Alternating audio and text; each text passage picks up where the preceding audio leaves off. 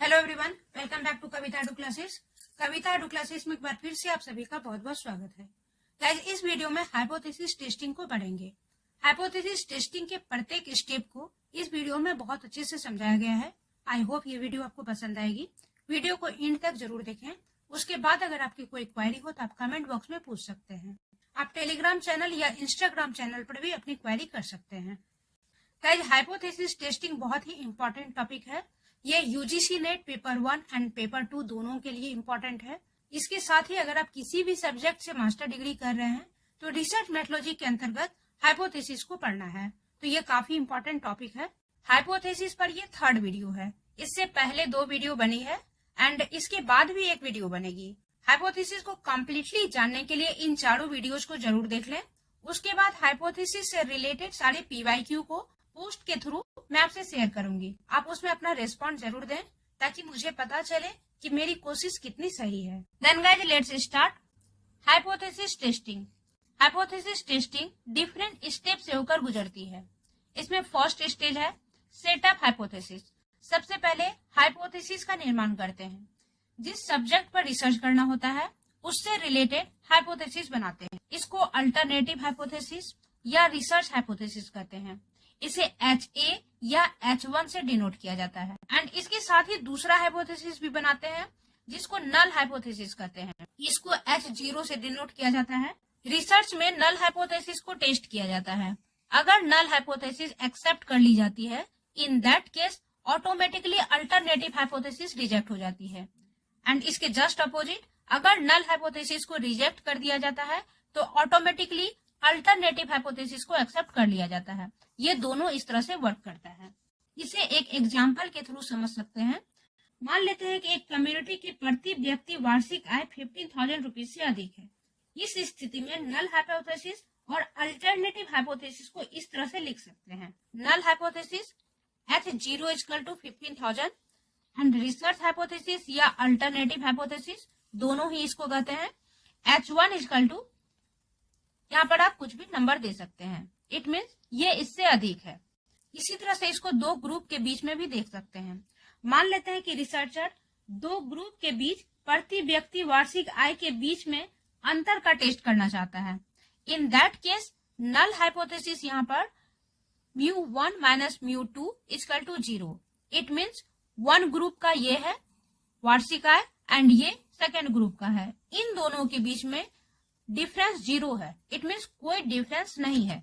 ये हो गया आपका null hypothesis and in that case alternative hypothesis H1 ये हो जाएगा μ1 - μ2 इन्फिनेटिव 0।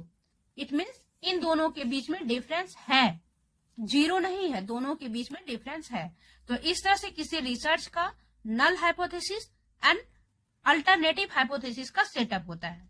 सेकेंड स्टेज है सेटअप लेवल ऑफ सिग्निफिकेंस। इसमें सिग्निफिकेंस के लेवल का सेटअप किया जाता है।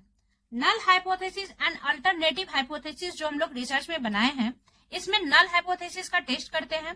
अब नल हाइपोथेसिस को कब हम रिजेक्ट करेंगे, कब एक्सेप्ट करेंगे, इसका भी तो एक लेवल होना चाहिए। ऐसे ही तो हम नहीं एक्सेप्ट कर देंगे या ऐसे ही नहीं रिजेक्ट कर सकते हैं। पहले एक क्राइटेरिया तय किया जाता है, एक लेवल तय किया जाता है कि किस बेस पर हम नल हाइपोथेसिस को एक्सेप्ट कर लेंगे या किस बेस पर रिजेक्ट कर लेंगे।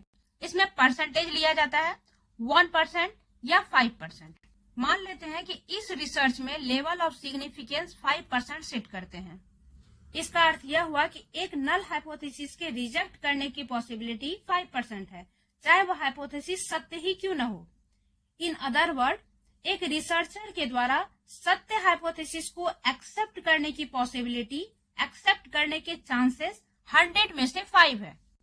तो इस तरह से यहाँ पर हम 5% को सेटअप करते हैं। तो इस तरह से सेकेंड स्टेज कंप्लीट होता है जिसमें कि हम 1% या 5% लेवल ऑफ सिग्निफिकेंस लेते हैं।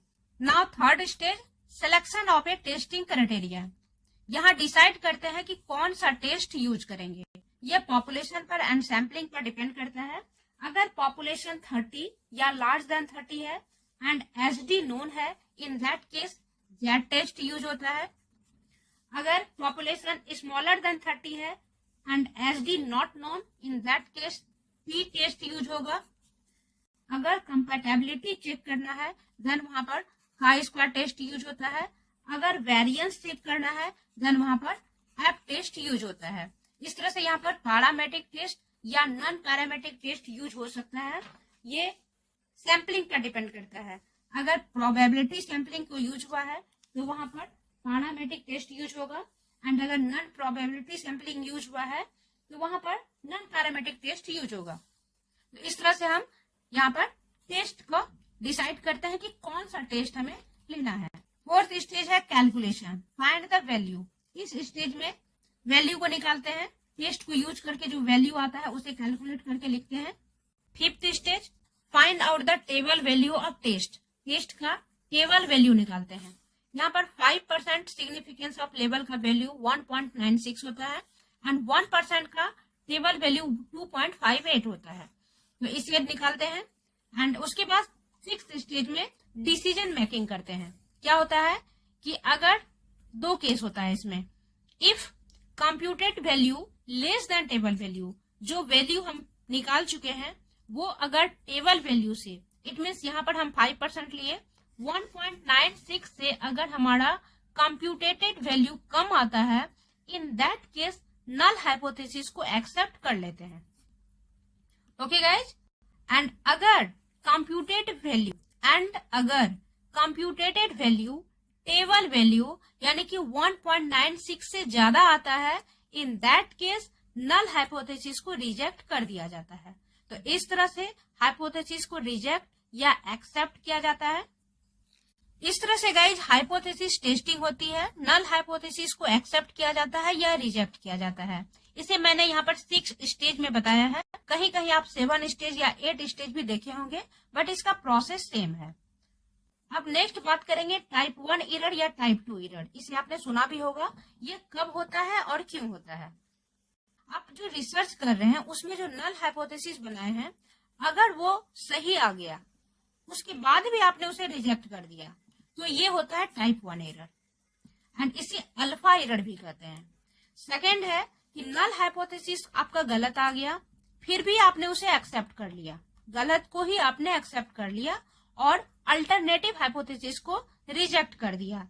इसे कहते हैं टाइप 2 एरर, एंड इसे बीटा एरर भी कहते हैं।